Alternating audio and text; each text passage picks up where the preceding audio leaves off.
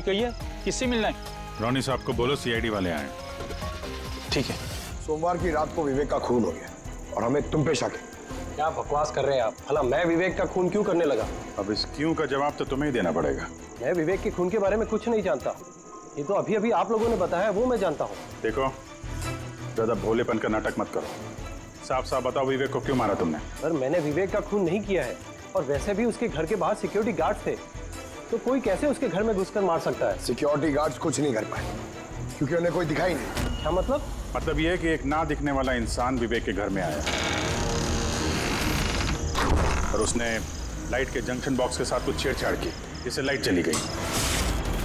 Sir, light चली गई? मैं पता लगाता हूँ। नहीं मिस्टर रॉनी, आप बाहर नहीं जाएंगे, अभी तो रुकिए। आपकी जान को खतरा है, ये वही खूनी हो सकता है। सिक्योरिटी! रॉनी, आप हिलना मत। जी, सिक्योरिटी!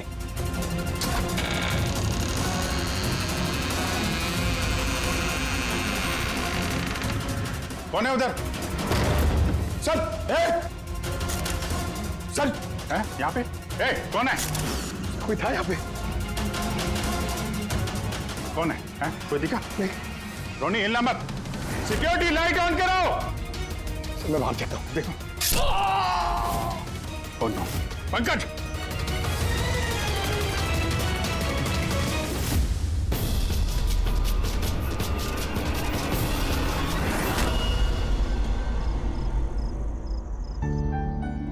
वीना, आज दिन भर सिर्फ काम काम और काम ही रहा है।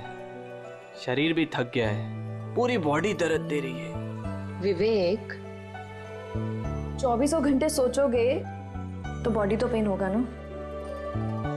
अब इतना बड़ा बिजनेस करना है तो सोचना तो पड़ेगा ही ना।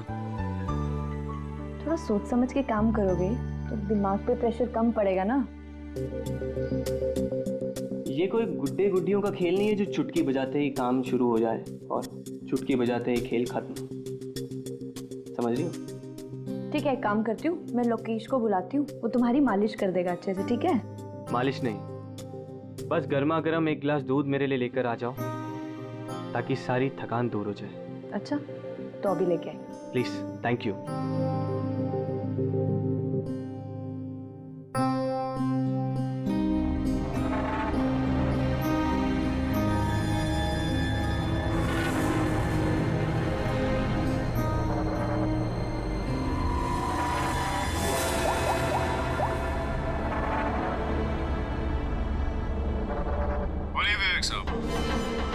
सब ठीक ठाक है?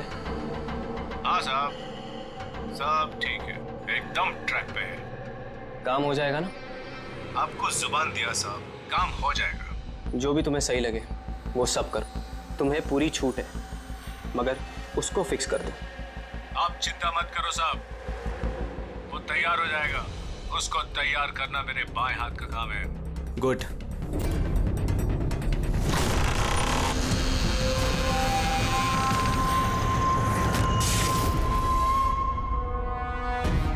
ये लाइट्स को क्या हो गया? वीना, वीना तुम हो? वीना, तुम बोलती क्यों नहीं? ये लाइट्स कैसे चली गई? लोकेश, वीना, कौन है? कौन है यहाँ पे? वीना, मजाक मत करो। देखो, देखो, मैं अंधेरे से नहीं डरता। विवेक साहब! विवेक साहब! विवेक साहब! लोकेश! वीना! लोकेश, जल्दी आओ, कोई है कमरे में। विवेक साहब! विवेक साहब, दरवाजा खोलिए! विवेक साहब! क्या हुआ साहब?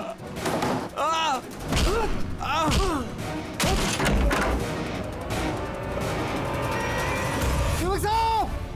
मालकिन! विवेक साहब! विवेक साहब! विवेक साहब! मालकिन! विवेक साहब!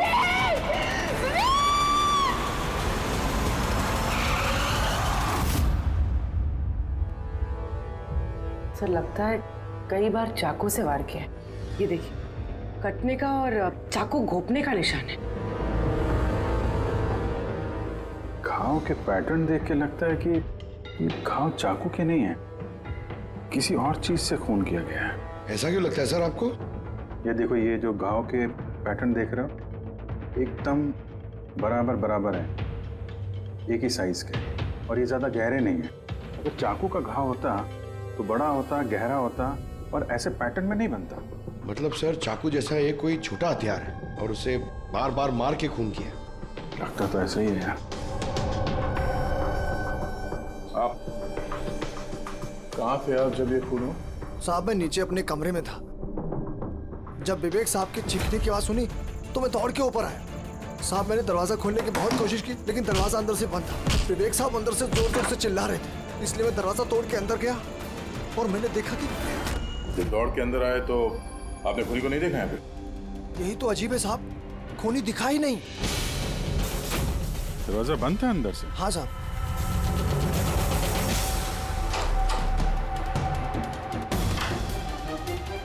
तुम अंदर आए तो यहाँ पे लाइट थी? साहब उस वक्त लाइट नहीं थी। जब मैं दरवाजा खोल के अंदर आया तो लाइट आ गई। कमाल है सर, ये कैसा खूनी है जो लाइट में भी नहीं दिखा? कहीं ये आत्मा? ये भी तो हो सकता है कि जब कमरे में अंधेरा था उसी वक्त खूनी दरवाजे से बाहर गया। साहब ऐसा बिल्कुल नहीं हो सकता। साहब अगर खूनी दरवाजे से अंधेरे में भी गया होता तो मुझे जरूर दिखा होता। मेरी आंखें बिल्कुल ठीक है साहब। कमरे से बाहर जाने का और कोई रास्ता तो दिख नहीं रहा है। वही तो, कमरे से बाहर जाने का एक ही रास्ता है, वो है ये दरवाजा। दरवाजा अंदर से बंद था और लोकेश ने ये दरवाजा खोला, और इसने तो यहाँ पे खूनी को देखा नहीं। कमाल है।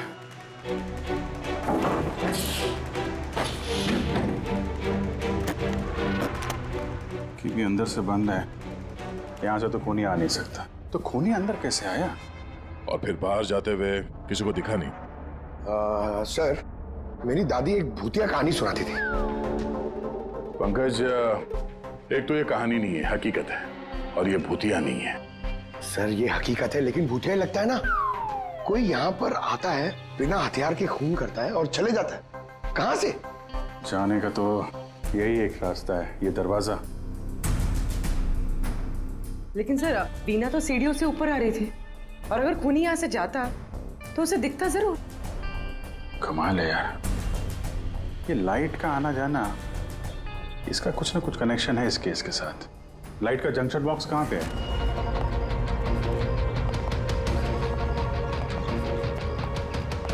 सर यही जंक्शन बॉक्स है।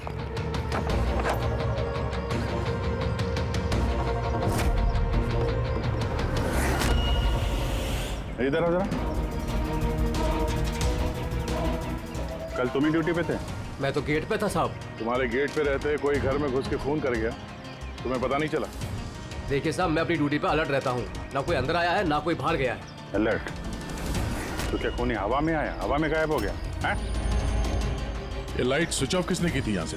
पता नहीं साहब, अचानक ऑफ हो गई। मैंने सोचा फ्यूज उड़ गया हो। या कोई स्पार्क वार्क हुआ था जंक्शन बॉक्स में? नहीं साहब, स्पार्क नहीं हुआ था, लाइट चली गई, और जैसे ही लाइट चली गई मैं जंक्शन बॉक्स की तरफ दौड़ा। देखा बाकी सबके घर में लाइट है, हमारी क्यों नहीं? और देखा साहब जंक्शन बॉक्स खुला था, जंक्शन बॉक्स का स्विच भी बंद था, और मैंने ऑन किया साहब। जैसे ही ऑन किया लाइट आ गई। कोई तो आया था यहाँ पे जिसने लाइट के साथ छेड़छाड़ की है। विवेक की बीवी वीना, उससे भी पूछ लेते हैं।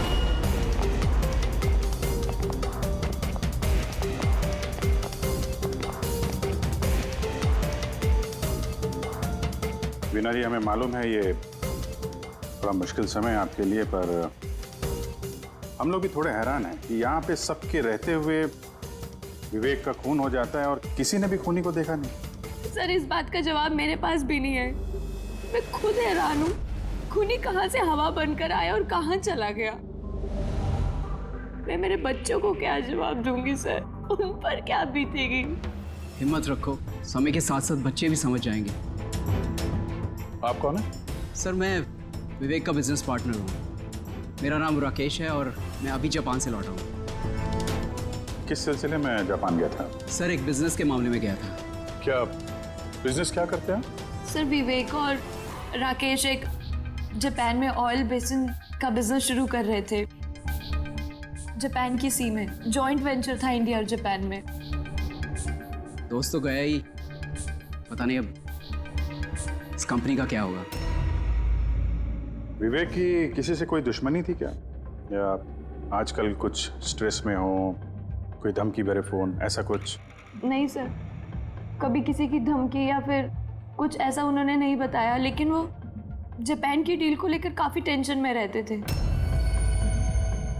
किस तरह की टेंशन? डील होगी भी या नहीं।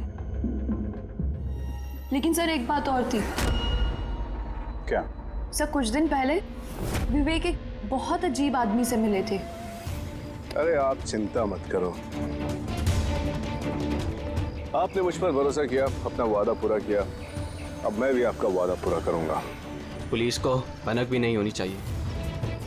साहब पप्पन नाम है मेरा, मुझ पे भरोसा है ना? विश्वास है इसलिए काम दिया है तुम्हें। बस अब पप्पन का कमाल देखो। पप्पन? देखिए, जैसा आपने बताया उससे तो यही लगता है कि ये पप्पन कोई पुराना मुजरिम है, और हर मुजरिम का रिकॉर्ड है हमारे पास। आप उसकी फोटो देखेंगे तो पहचान लेंगे? जी सर। ठीक है, फिर तो जल्दी इस पप्पन का पता चल जाएगा, और उसने क्या किया था वो भी।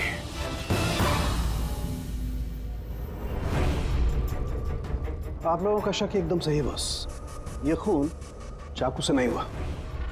तो फिर किस हथियार से हुआ जो कोई भी देख नहीं पाया, यहाँ तक कि लोकेश को भी वो हथियार दिखाई नहीं पड़ा? हाँ बॉस, हथियार भी नहीं नजर आया, और कमाल की बात है खूनी भी दिखाई नहीं दिया। ये तो पहली हो गई, खून हुआ, खून ही नजर नहीं आया। घाव चाकू जैसे हैं लेकिन खून चाकू से नहीं हुआ। पहेली तो है अभिजीत, और इस पहेली को सॉल्व करने के लिए आप लोगों को कड़ी मशक्कत करनी पड़ेगी। देखो बॉस, हम लोग आत्मा में तो विश्वास नहीं करते, लेकिन साइंस से कुछ भी किया जा सकता है, और मुझे लगता है किसी मॉडर्न साइंस की टेक्निक का इस्तेमाल किया गया है इस खून में। हाईटेक खूनी?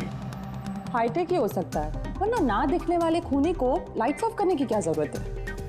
माना कि ये खूनी हाईटेक है, मगर कहीं ना कहीं उंगलियों के निशान तो छोड़े होंगे ना उसने? बिल्कुल आए होंगे। तो फिर सर, जो क्राइम सीन से हमने उंगलियों के निशान लाए थे, उनमें से एक निशान खूनी के भी होंगे? होने चाहिए थे दया, लेकिन अफसोस की बात यह है कि है नहीं। आप लोग जो भी फिंगरप्रिंट्स लेके आए, उसमें सिर्फ विवेक और उसकी पत्नी के फिंगरप्रिंट्स हैं, जो एकदम क्लियर है। बाकी के फिंगरप्रिंट्स एकदम स्मस्ट हैं, सब मिल गए हैं। ऐसा लगता है जैसे किसी ने ग्लव्स पहन करके दरवाजा खोला और बंद किया। प्लानिंग के साथ खून किया गया है ताकि सबूत ही ना मिले। काम करते हैं, इस विवेक के घर में जितने भी लोग हैं उन सब से अलग अलग स्टेटमेंट लेते हैं, सबसे पूछताछ करते हैं कि उस रात हुआ क्या था। खूनी ने अंधेरे का फायदा उठाया है, अब हम भी अंधेरे में निशाना लगाएंगे।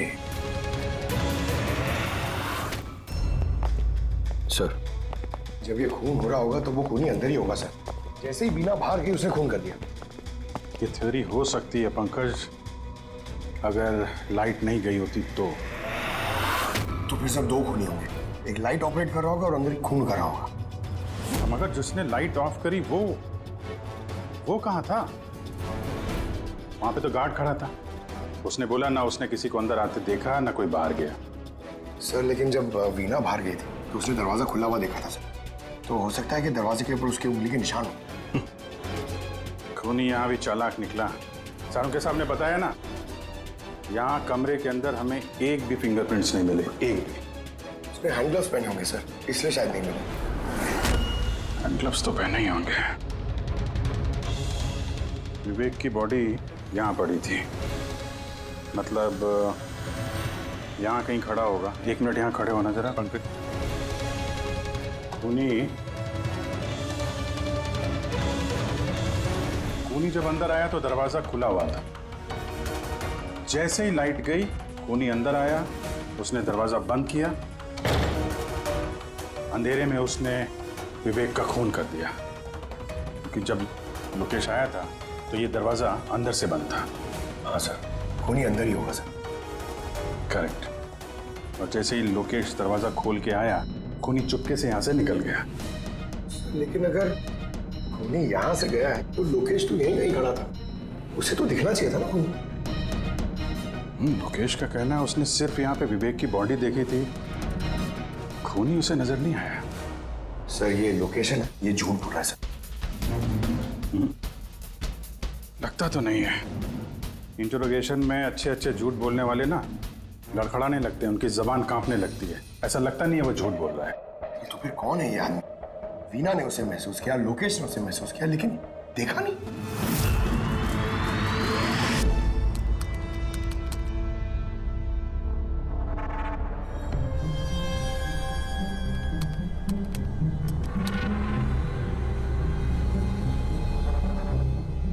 सर मरने से पहले विवेक ने जिस नंबर पे फोन किया था वो नंबर एक दिन पहले चोरी हो गया था और अब वो अनअवेलेबल आ रहा है। अनअवेलेबल है तो जरूर पप्पन का होगा दया, पप्पन का नंबर होगा। क्या पता चला उसके बारे में? सर पूरी ट्रेस कर रही है, उसका क्रिमिनल रिकॉर्ड भी चेक कर रही है सर, बहुत जल्द पता चल जाएगा। यही है, यही है सर। हाँ सर ये देखिए सर, हमारे रिकॉर्ड्स में तो कई सारे पप्पन हैं, लेकिन वीना के बताए अनुसार ये वही आदमी जिसकी हमें तलाश है। सर ये वही आदमी है जिसे मैंने विवेक के साथ देखा था। हमारे रिकॉर्ड के हिसाब से तो ये मुजरिम बहुत ही खतरनाक है सर, खूनी है। और अगर विवेक ने इसे पैसे दिए हैं तो जरूर खून किया होगा इसने। और अभी ये बेल पे बाहर है और पुलिस स्टेशन पे हाजिरी देने के लिए जाता है रोज। कौन से पुलिस स्टेशन में जाता है ये हाजिरी देने के लिए?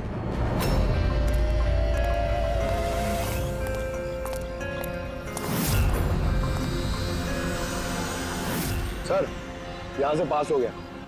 सब्जी ले लो भाई, सब्जी ले लो, सब्जी ले लो। सर पप्पन यहाँ से निकल गया। ले भैया तेरा ठेला संभाल ले।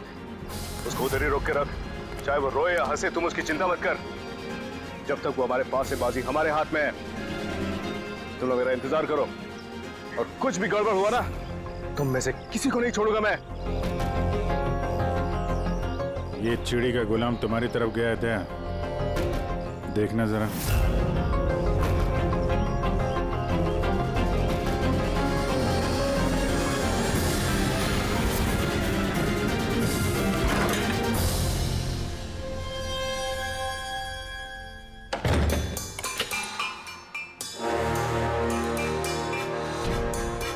कैसा लगा हमारा इनविटेशन भरत साहब? देखो देखो आप लोग जो कोई भी हो, मुझे और मेरे बेटे को छोड़ दो। मैं आप लोगों से रहम की भीख मांगता हूँ। रहम। Okay fine. एक काम करो, मुझे तुम यहाँ पर रोक लो, लेकिन मेरे बेटे को छोड़ दो। मुझे ना तो तुम चाहिए ना तुम्हारा बेटा। मैं चाहता हूं कि तुम विवेक सर की बिड पास करो। विवेक सर खुश तो मैं खुश। ये पॉसिबल नहीं है। मैं इंडियन मिनिस्ट्री में एक एम्प्लॉय हूँ। माना कि सारे कॉन्ट्रैक्ट मेरे जरिए पास होते, लेकिन मैं ऐसे ही किसी कंपनी का कॉन्ट्रैक्ट कैसे पास करवा दूं सर? मिस्टर भरत, तुम ना मामले की गंभीरता को नहीं समझ रहे हो। तुम्हारे बेटे के साथ क्या हो सकता है ये तुम सपने में भी नहीं सोच सकते। सपने में तुम भी नहीं सोच सकते कि अब तुम्हारे साथ क्या होने वाला है। सर मैं मिनिस्ट्री की तरफ से काम कर रहा था। जितनी भी सील बिड इंडियन फर्म्स की तरफ से होती हैं उसका इंचार्ज था मैं। चीनी या जापानी कंपनियों के पास अपने देश में नीलामी का कार्यालय था, लेकिन सभी भारतीय बोलियां उनके पास आई। किसी विदेशी कंपनी को भी कॉन्ट्रैक्ट मिला था क्या? नहीं सर, इसके बारे में सभी की कॉमन राय थी, क्योंकि भारतीयों के पास चीप लेबर और रॉ मटेरियल इजीली अवेलेबल था, इसलिए दूसरी विदेशी कंपनियों को कॉन्ट्रैक्ट मिलना मुश्किल था सर। सर इस नीलामी का चक्कर तो समझ में आ गया। इस विवेक ने नीलामी को अपने फेवर में करने के लिए इनके बेटे को किडनैप किया, मगर विवेक को किसने मारा होगा और क्यों? ये काम तो जरूर किसी इंडियन कंपनी का ही है जो विवेक का कॉम्पिटिटर था। इसी चक्कर में हुआ ये सर।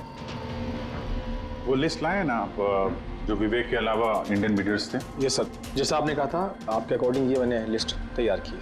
Thank you.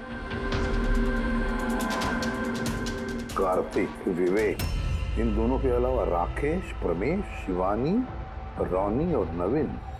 अच्छा भरत जी, इनमें से आपको कौन लगता है जो विवेक के खिलाफ बोली लगाने वाला सबसे ज्यादा? सर यानी ऐसा कोई आदमी जो विवेक के ये बिड जीतने से दुखी हो या फिर उसे कोई नुकसान हो? सर ऐसे तो दो लोग हो सकते हैं, रोनी और नवीन। रोनी और नवीन, तो फिर मिल लो, इस रोनी और नवीन से पूछताछ करो उनसे, पता तो चले है कौन ऐसा जो बिना दिखे भी खून कर सकता है।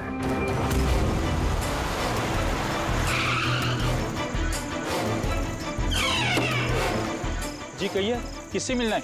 रोनी साहब को बोलो सीआईडी वाले आए।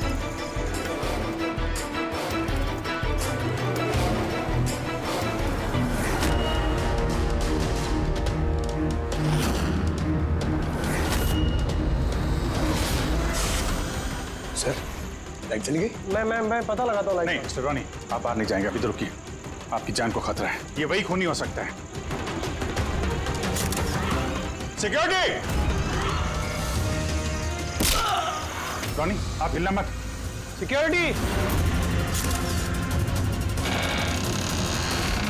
सर यहाँ कोई है? कोई है? सर यहाँ कौन है इधर? कौन है? मिस्टर रोनी आप हिलना मत। सर मैं देखता हूँ, देखो। पंकज! ओह नो, रोनी! साहब, सबको क्या हुआ? एक मिनट। He's no more. बाहर जाते हुए कोई दिखा था क्या? नहीं सर, सर मैं वहाँ जंक्शन पे गया, लाइट ऑन की और देखा कि हमारा दूसरा सिक्योरिटी गेट के पास बेहोश पड़ा हुआ है और मैं अंदर आ गया सर। Hello sir.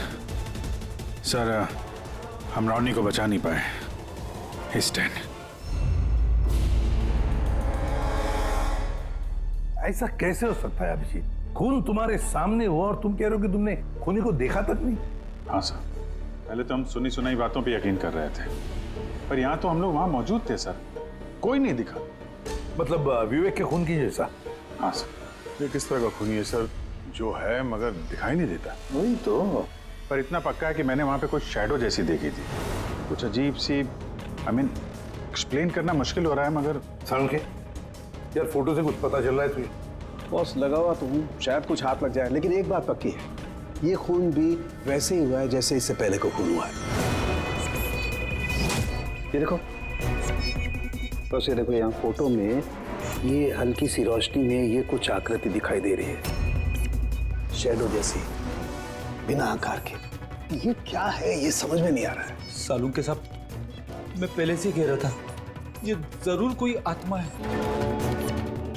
सर वो जो कोई भी था, मैंने उसे महसूस किया था सर, मैंने उसे पकड़ने की कोशिश की लेकिन वो हाथ में ही नहीं है। देखो यार, ये आत्मा कुछ नहीं होता। बॉस ये क्या है ये अभी तक पता नहीं लगा पाया। सारुण के, ये किस किस्म का हथियार इस्तेमाल किया इस खूनी ने? ये बॉस, ये हथियार है, इसे शूरिकेन कहते हैं बॉस। शूरिकेन? तो इस तरह का हथियार तो मैंने मार्शल आर्ट्स वाली फिल्मों में देखा है।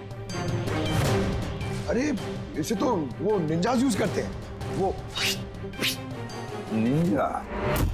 सर ये जापानीज हथियार है, निंजाज स्टाइल के हथियार इस्तेमाल करते हैं। जापान, निंजा, और ये ऑक्शन भी जापान में होने वाला है सर, तो कहीं इन सबका कनेक्शन जापान से तो नहीं? बिल्कुल है, जापान से कनेक्शन है। इस राकेश से मिलना पड़ेगा, वही गया था ना जापान किसी डील के बारे में बात करने। राकेश, तुम विवेक के पार्टनर हो, है ना? तो तुम तो जरूर जानते होंगे कि विवेक ने बिड हासिल करने के लिए पप्पन नाम के किसी गुंडे को हायर किया था, भरत के बेटे को किडनैप करने के लिए, है ना? नहीं सर, इसके बारे में मुझे कुछ भी मालूम नहीं। अरे ऐसा कैसे हो सकता है? इतनी बड़ी बात और पार्टनर को पता नहीं? सर वो मुझसे काफ़ी बातें छुपाता था, इसलिए बिजनेस में भी लॉस हो रहा था। वो इतना बेताब रहता था कि लॉस कवर करने के लिए वो क्या क्या करता था और कहाँ कहाँ जाता था मुझे बिल्कुल मालूम नहीं है। अच्छा, वैसे आप जापान गए थे ना विवेक के खून से पहले? हाँ गया था। क्या करने गए थे आप? ऑलरेडी प्रोजेक्ट का मामला था, इसके लिए मैं जापान गया था। मगर विवेक यहीं से सारे ऑपरेशन हैंडल कर रहा था। ऑयल का प्रोजेक्ट? तो क्या क्या प्रोजेक्ट था, जरा डिटेल में बताओ तो सही। जापान में एक द्वीप है जिसे ऐतिहासिक और पवित्र माना जाता है। वहाँ के लोग ऑयल रिग प्रोजेक्ट को लगाने के लिए मना कर रहे थे। पवित्र समंती द्वीप? क्या पवित्र है उस आइलैंड में? कुछ पुराने योद्धाओं को वहाँ पे दफनाया गया था, जैसे समुराइज, रॉनिन्स और निंजास। सामुराई, रॉनिन, निंजास, पुराने योद्धाओं को दफना दिया था वहां पर। सर ये कोई इत्तेफाक है या कुछ और? ये जो निंजास है ये पुराने दौर के हथियारे थे सर जापान में, पर आज भी काफी लोग इन लोगों को मानते हैं। तो वो लोग नहीं चाहते होंगे कि उस जगह पे ये ऑयल ड्रिलिंग हो और उन लोगों ने इन्हें। हाँ हो सकता है दया, हो सकता है, पर ये भी तो हो सकता है कि इन लोगों की आपसी दुश्मनी, कोई बिजनेस राइवल। सर ये नवीन तो नहीं हो सकता क्योंकि जब दूसरा खून हुआ तब मैं और पूर्वी उसी के साथ थे। तो फिर ये बचे 3 बिडर्स, शिवानी, प्रमेश और कार्तिक, तीनों को बुला लेते हैं यहाँ पर। कार्तिक, प्रमेश, शिवानी, तो तुम 3 भारतीय थे विवेक के साथ बिड करने में जापान में। मगर डील हमारे हाथ में आई नहीं, और इसी वजह से विवेक और रोनी का खून हुआ है। कार्तिक आप कहाँ थे जब ये दोनों खून हुए? सर मैं मीटिंग में ही था, आप मेरे एम्प्लॉय से पूछ सकते हैं सर। और प्रमेश? सर मैं सामाजिक व्यक्ति हूँ और सर इसके गवाह सर वो अफसर हैं, और सर जिस वक्त खून हुआ मैं उनका साथी था सर। तो ये भी तो हो सकता है ना कि ये खून तुम लोगों ने करवाया। सर हम क्यों खून करवाने लगे? सब अपने अपने नसीब का खाते हैं सर। और डील नहीं हुई तो क्या हुआ सर? कभी ना कभी कोई ना कोई डील तो हो ही जाएगी। वैसे आप कहाँ थे शिवानी जब ये खून हुआ? सर मैं जापान गई थी। और क्या करने गई थी आप जापान में? सर एक मजबूरी आ गई थी। मजबूरी? कैसी मजबूरी? सर कुछ विदेशी कंपनियां हमारी भारतीय कंपनियों के बारे में गलत अफवाहें उड़ा रही थी। उसी वजह से भारतीय कंपनियों को बहुत ही चिंता हो रही थी, तो हम वहां उनकी चिंता दूर करने गए थे और ये बताने गए थे कि भारतीय कंपनियां सबसे बेहतर होती हैं। और वैसे भी सर हमने अपनी बिड्स विड्रॉ कर ली थी, तो फिर हम क्यों मारेंगे उन्हें? और बिड्स विड्रॉ करने की कोई खास वजह?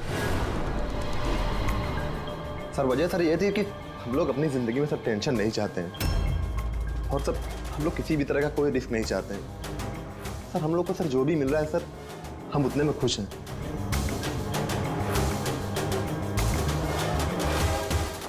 फिर अब तो ये नवीन ही बचा, इसने तो बिड भी वापस नहीं लिया। तो कहीं नवीन ने तो नहीं ये सब किया? या फिर ये भी तो हो सकता है कि अगला शिकार नवीन ही हो। नवीन, तुमने बिड क्यों नहीं कैंसिल की जब सारे लोग पीछे हट गए थे? ऐसे कैसे मैं पीछे हट जाता? इस कॉन्ट्रैक्ट को पाने के लिए मैंने कितने महीनों मेहनत की है पता है तुम्हें? मुझे लगा कि अगर ये कॉन्ट्रैक्ट मेरे हाथ में आ गया तो मेरी सारी दुनिया बदल जाएगी। अब तो दुनिया से जाने की ही नौबत आ गई है। तुम समझते क्यों नहीं हो? अगर तुम चले गए तो मेरा क्या होगा? डरने की कोई बात नहीं है, हमें कुछ नहीं होगा। सीआईडी की पूरी टीम हमारे साथ है। अरे सीआईडी वालों के सामने वो मार के चला गया, और सीआईडी वाले क्या किए? कुछ नहीं कर पाए वो। सीआईडी की टीम पे भरोसा रखो तुम, हमें कुछ नहीं होगा। पंकज, तुम्हें पता है ना हमें क्या करना है? Don't worry, I know. मैं आता हूं।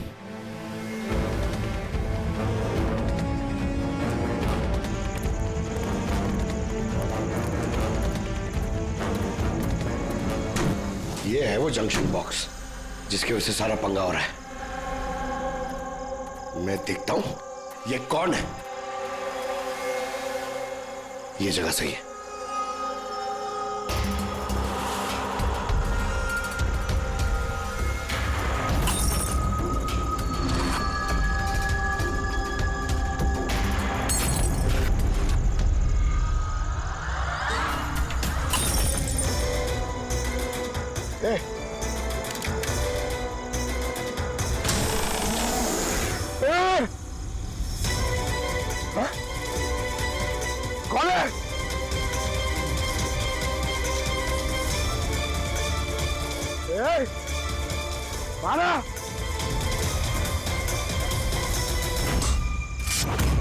नवीन, ये लाइट को क्या हो गया? अरे कुछ नहीं हुआ। नहीं नहीं, वो आ गया है। कुछ नहीं होगा, कुछ नहीं होगा आपको, प्लीज रिलैक्स हो जाइए।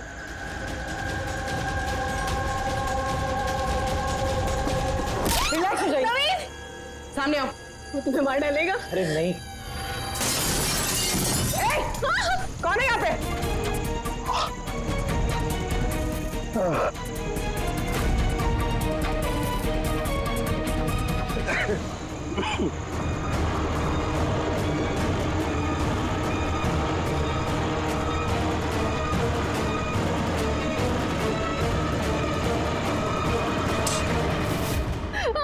आप लोग ठीक है? हाँ?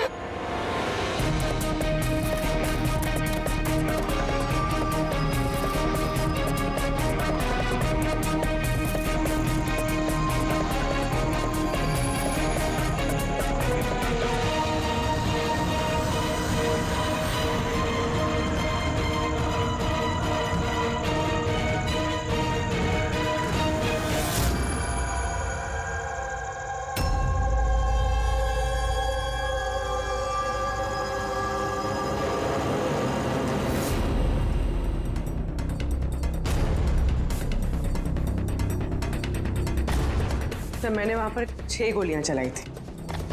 उनमें से 5 गोलियां तो मिल गई, मगर एक गोली उस खूनी को जरूर लगी है। एक गोली खूनी को लगी है? तो पूरी तुम यकीन के साथ कैसे कह सकती हो कि 6 में से एक गोली खूनी को लगी है? क्या वहां पे कोई खून वगैरह गिरा था? नहीं सर, खून तो नहीं था वहां पर, लेकिन गोली लगने की आवाज जरूर आई थी। अगर गोली लगी है तो खून तो निकलेगा ही। घर के अंदर ना सही तो घर के बाहर कहीं मिला? नहीं सर, हमने अच्छे से चेक किया था, वहां पर खून था ही नहीं। हो सकता है सर खूनी ने बुलेट प्रूफ वेस्ट पहन रखी हो। और सर ये भी तो हो सकता है कि ये काला कपड़ा उस बुलेट प्रूफ वेस्ट का टुकड़ा हो। सर के इस काले कपड़े के टुकड़े से कुछ पता चल रहा है तुझे? नहीं बॉस, इस कपड़े पर से भी खून के ट्रेसेस तो नहीं मिले। खून के अलावा कुछ मिला तुझे? हाँ, ये कपड़ा इतना काला है कि विश्वास नहीं होता है। इस पर से कोई भी रिफ्लेक्शन हो ही नहीं सकता है। रिफ्लेक्शन नहीं हो सकता? मतलब ये फ्रेडी कि जब आप किसी भी चीज पर लाइट डालते हैं तो वो लाइट थोड़ी सी रिफ्लेक्ट होके आपकी आंखों में आती है। इसी से पता चलता है कि वो क्या चीज है, उसका कलर क्या है, ये सब कुछ। लेकिन इस कपड़े पर अगर आप लाइट डालेंगे तो रिफ्लेक्ट होगी ही नहीं। इस कपड़े पे लाइट मारेंगे तो ये कपड़ा दिखेगा नहीं ना।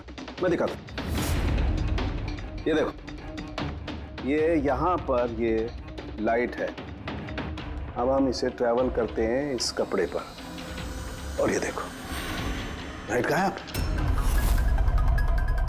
माय गॉड, मतलब इस कपड़े ने सारी की सारी लाइट एब्जॉर्ब कर ली।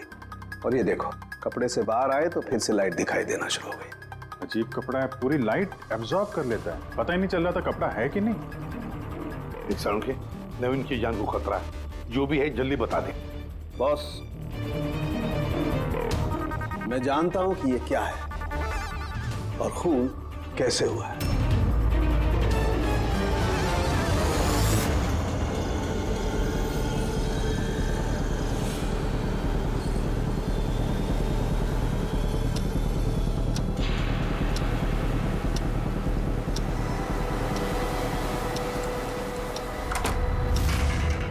शिखा, क्या हुआ तुम्हें? क्यों इतनी परेशान लग रही हो? हमें कुछ नहीं होगा, रिलैक्स हो जाओ। कैसे रिलैक्स हो जाओ? तुम्हें कुछ हो गया तो? अरे शिखा, मैंने बोला हमें कुछ नहीं होगा। नवीन, ये लाइट कैसे चली गई? अरे नवीन, वो आ गया है। कोई नहीं वो आया। तुम्हें मार डालेगा।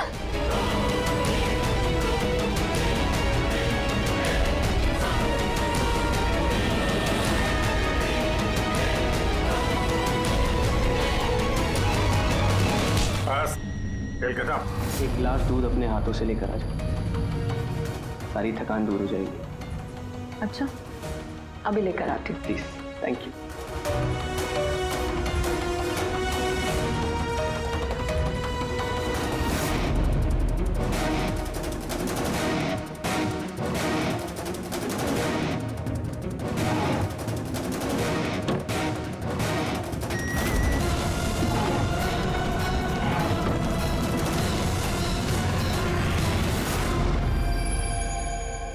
मैंने सोचा नहीं था कि कोई मुझे भी पकड़ सकेगा।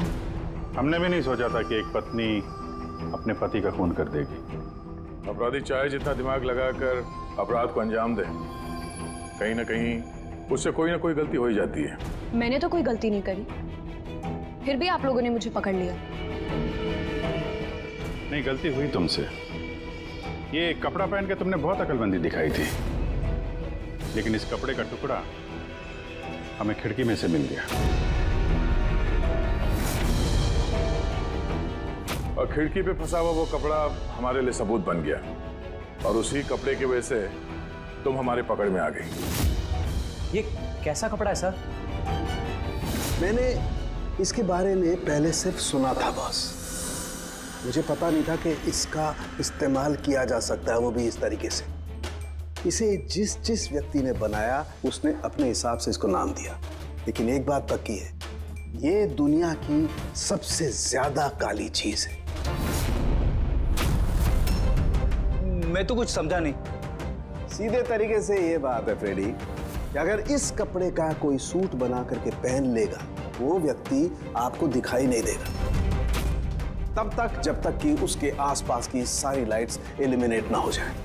वो दिखाई नहीं देगा। अगर दिखाई देगा तो सिर्फ एक आकृति दिखाई देगी, एक छाया, वो भी बिना किसी रूप के। ये एक 3D से 2D में बदल जाने की प्रक्रिया है। अरे सर, कोई तो लाइट होगी जिससे ये दिखे। ऐसी कोई लाइट नहीं है, ना इंफ्रारेड लाइट, ना यूवी लाइट, ना ही लाइट स्पेक्ट्रम। अभिजीत, नवीन से कहो कि वो बिड विड्रॉ ना करे और ये इंफॉर्मेशन सब में फैला दो। सर, इस बात के फैलते ही उस पर फिर से हमला हो सकता है। यही तो हम चाहते हैं पूर्वी, यही तो हम चाहते हैं। ये ब्लैक फैब्रिक लाइट को एब्जॉर्ब कर लेता है, लेकिन हीट को एब्जॉर्ब नहीं करता। हीट को तो रिफ्लेक्ट करेगा ही। हम खूनी को पकड़ेंगे थर्मल विजन से।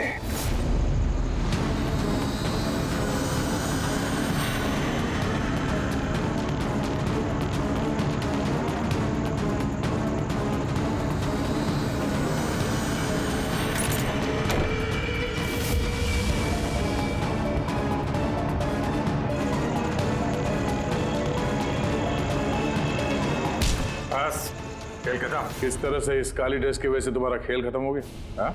अब जल्दी से बताओ, अपने पति का खून क्यों किया तुमने? नफरत थी मुझे उससे। उसकी बीवी कहलाते हुए भी मुझे शर्म आती थी। क्यों? ऐसा क्या करता था वो कि तुम्हें इतनी नफरत थी? ये जो बिजनेस था, मेरे पापा ने उसे दिया था। इतना बड़ा एम्पायर खड़ा करके दिया उसे, और वो उसे मिट्टी में मिलाने की कोशिश कर रहा था। गुंडों के बदौलत कॉन्ट्रैक्ट लेता था। तुम्हारा मतलब है कि वो खुद अपना बिजनेस खराब कर रहा था? कर नहीं रहा था, कर दिया था। मेरी फैमिली बैंकरप्सी की गिनती में थी। बिजनेस खराब चल रहा था तो उसे बातचीत करती, उसे समझाती, उसे जान से मार दिया। मैंने उसे बहुत समझाने की कोशिश की थी, पर वो नहीं समझा, और मजबूरन मुझे ये कदम उठाना पड़ा। मुझे मेरे बच्चों के बारे में सोचना था, उन्हें तो मैं भूखा नहीं मार सकती। तो इसलिए सारा बिजनेस तुमने अपने हाथ में ले लिया? हाँ, मैंने जापान की कंपनी को अप्रोच किया था छिपकर। छोटे छोटे कॉन्ट्रैक्ट और पैसों के बदले मैंने तय किया कि भारतीय कंपनी कॉन्ट्रैक्ट पर कोई बोली ना लगा सके, और इसीलिए मैंने सभी बोली लगाने वालों को मारने का प्लान किया। और उन्हें मारने के लिए ऐसे हथियार का इस्तेमाल किया जो निंजास इस्तेमाल करते हैं? हाँ? हाँ। क्या मिला ये सब करके? जेल। जिन बच्चों के लिए तुमने गुनाह का रास्ता अपनाया, अब वो बेचारे अनाथ हो जाएंगे।